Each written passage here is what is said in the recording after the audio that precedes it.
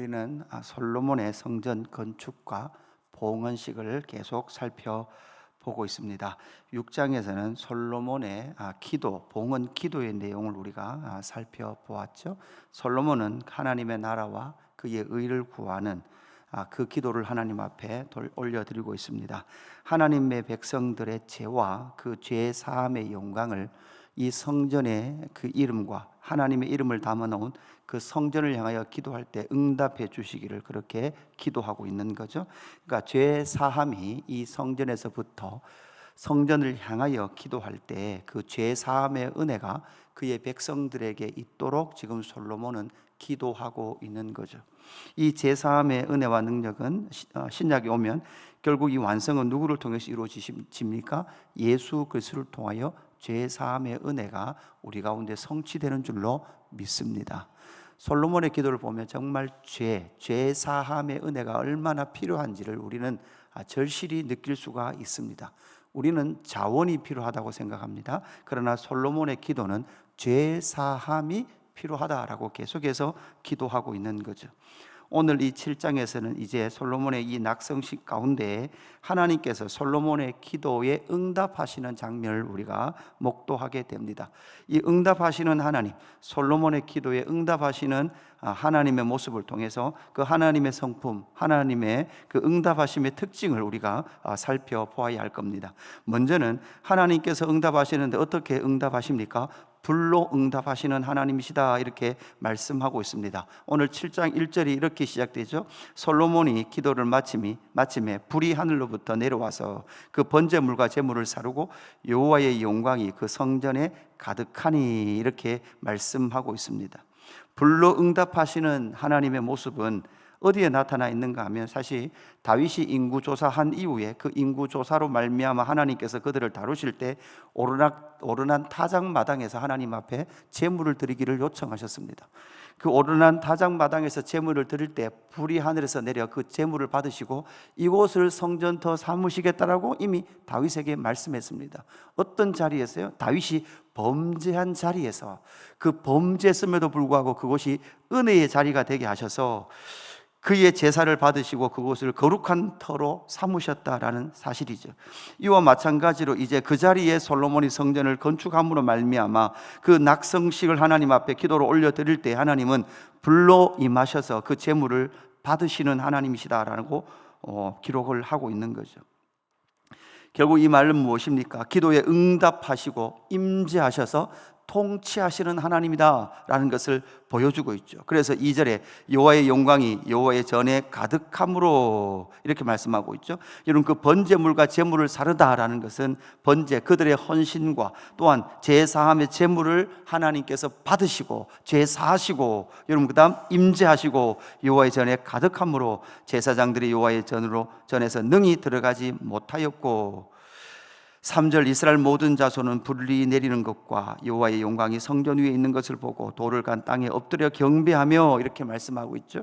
그러니까 하나님께서 불로 임하셔서 그들 가운데 기도에 응답하실 때 그리고 임재하고 통치하실 때 그 통치가 충만해서 임재가 충만해서 그 백성들은 어떻게 합니까? 그 영광 가운데 굴복을 하게 되고 무릎을 꿇게 되었다라고 고백하고 있습니다.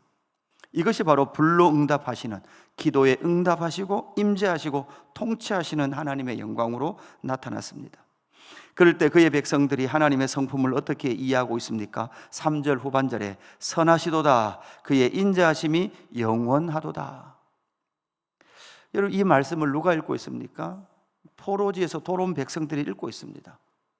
포로지에서 돌아온 그 백성들이 선하시도다 그의 인자하심이 영원하도다.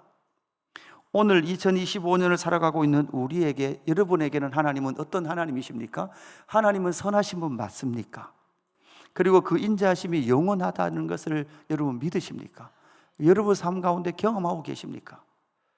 여러분 이것은 우리의 자원의 어떠한 채워주심이 아니라 바로 제사함의 은혜와 우리 주 예수 그리스도를 보내주셔서 우리를 구원하시고 성령을 보내주셔서 지금도 우리를 통치하고 계시는 그 하나님의 불로 응답하심을 통해서 하나님의 선하심, 그의 인자하심, 그리고 그의 그 선하심과 인자하심이 영원하다는 것을 오늘 또 고백할 수 있는 저와 여러분 되기를 주님의 이름으로 축복합니다. 두 번째 솔로몬의 기도에 응답하시는 하나님은 어떤 하나님이십니까? 기쁨과 즐거움을 주시는 하나님이십니다. 하나님의 그 임재와 통치 가운데 이스라엘 백성들은 어떻게 하고 있습니까? 5절에 보니까 또다시 솔로몬 왕이 드린 제물이 소가 22,000마리요 양이 12만 마리라. 이와 같이 왕과 모든 백성이 하나님의 전에 낙성식을 행했다라고 말씀하고 있습니다. 그 행하는 방법이 어땠습니까? 5절에 보니까 그때의 제사장들은 직분대로 모셔 쓰고 레위 사람도 여호와의 악기를 가지고 섰다 이렇게 말하면서 6절 끝에 보니까 온 이스라엘은 서 있더라 이렇게 말씀하고 있죠. 그리고 8절부터는 또한 어떤 일을 행했다고 말씀하고 있습니까? 절기를 행하고 있는 거죠. 그러니까 정리를 보면 첫 번째는 이 백성들에게 기쁨과 즐거움을 주시는 하나님인데, 이 기쁨과 즐거움을 주시는 하나님 앞에 이스라엘 백성들은 어떻게 반응하고 있습니까? 여러분, 드림이 즐거움이에요. 하나님 앞에 제물을 드리는 것이 그들의 즐거움인 거죠. 다음에 6절부터 나오는 제사장들과 레위 사람, 여호와 악기를 든 사람들이 질서정연하게 예배하는 것이 그들의 무엇입니까? 즐거움이죠. 드리는 것이 즐거워요. 질서정연하게 예배 드리는 것이 즐겁습니다. 그리고 8절부터 그들은 절기를 지킵니다. 7월 8일부터 14일까지가 봉헌식이고 7월 15일부터 22일까지가 장막절이에요. 그 사이에 뭐가 들어가 있습니까? 7월 10일에 대속죄일이 들어가 있죠. 그러니까 여러분, 지금 우리가 지금 이 날짜, 이스라엘은 지금 무엇을 하고 있습니까? 여호와의 절기인 이 구약의 절기를 지금 이스라엘은 지키고 있는 거죠. 지금 이 시기죠. 이 시기에 그들은 봉헌식과 대속죄일 그리고 장막절의 절기를 지키는 거죠. 이 여호와의 절기가 그들 가운데 무엇이었습니까? 즐거움이고 기쁨이었습니다. 그러니까 드리는 것이 즐거움이었죠. 질서정연하게 하나님 앞에 예배하는 것이 즐거움이었습니다. 그들이 절기를 지키는 것이 즐거움이었습니다. 그래서 10절 후반 마지막에 보면 이렇게 말합니다. 7째 달 제23일에 왕이 백성을 그들의 장막으로 돌려보내매 백성이 여호와 앞에서 다윗과 솔로몬과 그의 백성 이스라엘에게 베푸신 은혜로 말미암아 기뻐하며 마음에 즐거워하였더라 이렇게 기록하고 있죠. 그러니까 사실 드리는 것, 질서정연하게 예배하는 것, 여러분 이 절기를 지키는 것도 사실 다 하나님께서 그들에게 베푸신 무엇이었습니까? 은혜였습니다. 은혜. 그러니까 자기의 모든 삶을 하나님의 은혜로 해석할 수 있는, 여러분 성도의 실력은 어디에 있습니까? 지식을 많이 하는 것이 실력이 아니에요. 그 실력은 나의 모든 삶을 하나님의 은혜로 해석해낼 수 있는 것이 실력이고, 여러분 그 은혜가 뭐가 돼요? 능력이 돼요. 우리는 권력이 능력이라고 말하고 돈이 능력이라고 말하지만 이 세상에서 가장 무서운 사람은 하나님께서 베푸신 그 은혜를 은혜로 알고 기뻐하는 사람이 여러분 가장 이 세상에서 무서운 사람이에요. 왜냐하면 세상도 이기지 못하거든요. 세상도 이기지 못하는 사람이 모든 것이 하나님의 은혜입니다 라고 고백하는 그 사람은 세상이 감당하지 못할 사람이 되더라는 거죠. 하나님께서 불러 임하실 때 그들 가운데 있는 그 기쁨은, 즐거움은 바로 하나님의 은혜였다라는 것을 인식하는 그들을 통해서 하나님은 그 하나님의 기쁨과 즐거움을 그 백성들에게 부어 주시더라는 거죠. 여러분, 우리는 우리의 신앙의 또한 영적 상태를 확인해 보아야 합니다. 우리의 드림이 여러분 즐거움이 되고 있습니까? 여러분이 헌신하는 삶, 헌금하는 삶이 여러분 가운데 즐거움이 되어지고 있습니까? 또한 교회의 질서를 따라 하나님 앞에 예배하는 그 예배가 여러분 가운데 기쁨인지를 살펴보아야 합니다. 그리고 하나님께서 우리 주 예수 그리스도를 통하여 성취하신 그 모든 구원의 경륜과 절차가 저와 여러분에게 정말 기쁨이 되는지를 살펴보아야 합니다. 여러분, 그 기쁨이 없다면 다시금 하나님 앞에 은혜를 구해야 합니다. 은혜를 주실 때 우리 안에는 다시금 그 기쁨이 회복되는 줄로 믿습니다. 세 번째, 하나님은 어떤 하나님이십니까? 바로 말씀하시는 하나님이십니다. 우리는 수요일 저녁에 그 말씀하시는 하나님에 대하여 교리적으로 공부해 가고 있습니다. 내일은 정경에 대해서, 공부를 하게 될 건데, 여러분, 말씀하시는 하나님이라고 우리가 정의를 하는 순간 하나님의 성품 자체가 말씀하시는 하나님이세요. 그러면 말씀하시는 하나님이라면 여러분, 그 다음 우리는 무엇을 생각해야 합니까? 말씀하신다면 그 말씀을 무엇 해야 되죠? 어떻게 해야 됩니까? 들어야 합니다. 하나님은 말씀하신다면, 말씀하시는 하나님이시라면 그의 백성의 특징은 하나님의 말씀을 들어야 한다는 거죠. 오늘 12절 보면 이렇게 말하죠. 밤에 여호와께서 솔로몬에게 나타나사 그에게 이르시되, 그에게 이르시는데 무엇으로 이르십니까? 말씀으로 임하시죠. 뭐라고 말씀합니까? 내가 이미 내 기도를 듣고 이곳을 택하여 내게 제사하는 성전을 삼았으니, 이렇게 말씀하고 있죠. 하나님 무엇 하셨답니까? 이미 택하셨답니다. 그리고 이곳에 제사하는 성전으로 삼으셨답니다. 여러분, 이미 하나님은 택하셨어요. 그리고 그곳에 하나님께서 하나님이 원하시는 그 예배를 원하시는 성전으로 삼으셨다는 거예요. 그리고 났는데도 불구하고 13절, 혹 내가 하늘을 닫고 비를 내리지 아니하거나 혹 메뚜기들에게 토사를 먹게 하거나 혹 전염병이 내 백성 가운데 유행할 그때에. 14절 우리 같이 한번, 다 같이, 우리 잘 아는 말씀이죠. 같이 한번 봉독하십시다. 14절 시작. 내 이름으로 일컫는 내 백성이 그들의 악한 길에서 떠나 스스로 낮추고 기도하여 내 얼굴을 찾으면 내가 하늘에서 듣고 그들의 죄를 사하고 그들의 땅을 고칠지라. 아멘. 이 14절 말씀을 우리가 너무나 잘 아는 말씀이잖아요. 그런데 오늘 아침에 이렇게 13절을 묵상하는데, 14절을 묵상하는데 그 13절 말씀에 하늘을 닫고 비를 내리지 아니하거나 혹 메뚜기들에게 토산을 먹게 하거나 혹 전염병이 내 백성 가운데 유행할 때에, 그때에 내 이름으로 일컫는 내 백성이 그들의 악한 길에서 떠나 스스로 낮추고 기도하여 내 얼굴을 찾으면, 이렇게 말씀하고 있죠. 그러면 언제, 어떨 때 내 얼굴을 찾으라, 하나님의 얼굴을 찾으라 그러잖아요. 이런 징조가 있으면 하나님의 얼굴을 찾으라 그러잖아요. 그런데 여러분, 이스라엘 땅 가운데, 그 땅 가운데 이런 일들이 없었을 때가 있었을까요? 없을까요?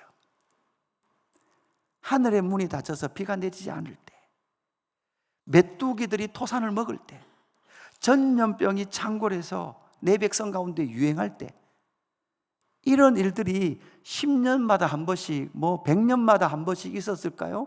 아니면 언제나 그들 가운데 이런 위협이 도사리고 있었고 이런 일들이 늘 연중에 있었을까요? 이스라엘 백성들 가운데 연중에 이런 일들이 일어났다는 거죠. 다른 말로 하면 사실 하나님의 백성들은, 내 이름으로 일컫는 내 백성이 그들의 악한 길에서 떠나 스스로 낮추고 기도하여 내 얼굴을 찾으면, 여러분, 하나님의 얼굴을 찾을 때는 언제였습니까? 여러분, 항상이었습니다. 항상 그들은 하나님의 얼굴을 찾아야만 했습니다. 그들의 지경이 넓어지면 넓어질수록 여러분 어떨까요? 이런 일들은 훨씬 더 많았습니다. 그래서 언제나 그들은 하나님의 얼굴을 찾아야만 했습니다. 신약에 우리에게 적용해 볼까요? 내 이름으로 일컫는 내 백성이 그들의 악한 길에서 떠나 스스로 낮추고 기도하여, 이렇게 기도할 때 하나님의 얼굴을 찾아야 될 때는 언제입니까? 여러분, 우리는 온 열방의 교회들의 소식을 들으면 들을수록, 여러분, 온 열방 가운데 일어나는 그리스도인들, 하나님의 이름으로 일컫는 하나님의 백성들이 당하고 있는 이러한 일들을 우리가 소식을 듣는다면 우리는 언제나, 여러분, 어떻게 해야 합니까? 하나님의 얼굴을 구해야 합니다. 오늘 이 아침에 이 자리에 오신 분들, 영상으로 참여하시는 분들, 여러분, 우리는 반드시 기억해야 합니다. 사실 여러분, 우리가 하나님 앞에 서서 악한 길에서 떠나 스스로 낮추기 위해서는 일주일에 한 번씩 하나님 얼굴에 찾아서 그게 가능할까요? 그게 아닌 것 같아요. 항상 하나님의 얼굴을 찾지 않으면 우리는 한순간 우리의 중심이 다른 데 가 있어요. 하루의 삶도 온전히 견디지 못한 채 우리의 마음은 이미 세상에 빼앗겨버린 제 자신을 발견을 하게 하시더라고요. 그래서 언제나 하나님의 얼굴을 찾을 때 하나님께서는 반드시 그 백성들의 응답하시겠다라고 말씀하고 계시는 거죠. 오늘 19절 이후에 보면 이렇게 18절에 이렇게 말하죠. 내가 내 나라 왕위를 견고하게 하되 이렇게 말씀합니다. 다윗과 언약했다라고 말씀하고 그 언약의 약속이 끊어지지 아니하리라. 어떻게 하면? 날마다 내 얼굴을 찾으면. 19절 그러나 너희가 만일 돌아서서 내가 너희 앞에 둔 내 율례와 명령을 버리고 가서 다른 신들을 섬겨 그들을 경배하면 내가 너희에게 준 땅에서 그 뿌리를 뽑아내고 내 이름을 위하여 거룩하게 한 이 성전을 내 앞에서 버려 모든 민족 중에 속담거리와 이야기거리가 되게 하리니. 지금 여러분 이 역대하 7장을 읽고 있는 1차 독자인 포로기한 백성들은 이 말씀을 읽는 순간 이 성전이 모든 민족 중에서 이야기거리와 속담거리가 됐다는 것 자체를 듣는 순간 여러분 누구의 마음이 읽혀질까요? 하나님의 이름이 훼손되어 버린, 하나님께서 슬퍼하고 계시는, 가슴 아파하고 계시는 하나님 아버지의 마음이 읽혀졌다면 그 포로귀한 백성들은 다시금 하나님의 얼굴을 찾고 그들을 스스로 낮추고 악한 길에서 떠나지 않을 수 없었다라는 사실을 우리는 이 말씀에서 반드시 찾아야 하는 거죠. 오늘 이 시대에 교회 시대를 살아가고 있는 우리 역시도 하나님의 이름으로 일컫는 하나님의 백성들, 성도요 교회인 우리가 악한 길 가운데 다른 신들을 섬기며 경배하고 우리의 마음이 그 우상에게 빼앗겼다는 사실을 알 때, 하나님께서 슬퍼하신다는 사실을 이해할 때 우리는 날마다 하나님의 얼굴을 구하고 온 열방의 교회가 다시금 우상을 버리고 하나님께로 돌아오도록 기도해야 될 사명이 저와 여러분 가운데 있는 줄로 믿습니다. 우리의 개인적인 수많은 기도의 제목도 있지만 그러나 여러분 하나님의 이름을 담아 놓았던 성도와 열방의 교회를 위하여 함께 기도하는 저와 여러분의 기도가 되기를 주님의 이름으로 축복합니다. 하나님 아버지 감사합니다. 솔로몬의 기도에 응답하시는 하나님, 불로 응답하시고 기도에 응답하시며 임재하시고 통치하시는 영광을 실제로 보이시는 줄로 믿습니다. 그의 백성들의 기쁨과 즐거움을 일으키시는 줄로 믿습니다.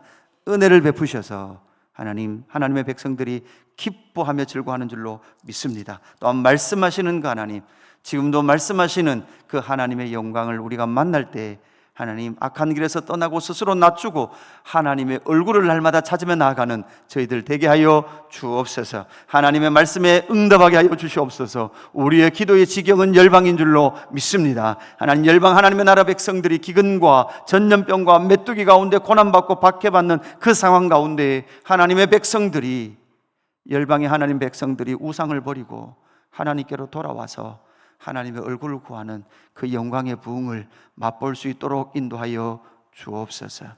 감사함을 드리며 구주 예수 그리스도 이름으로 기도드리옵나이다. 아멘.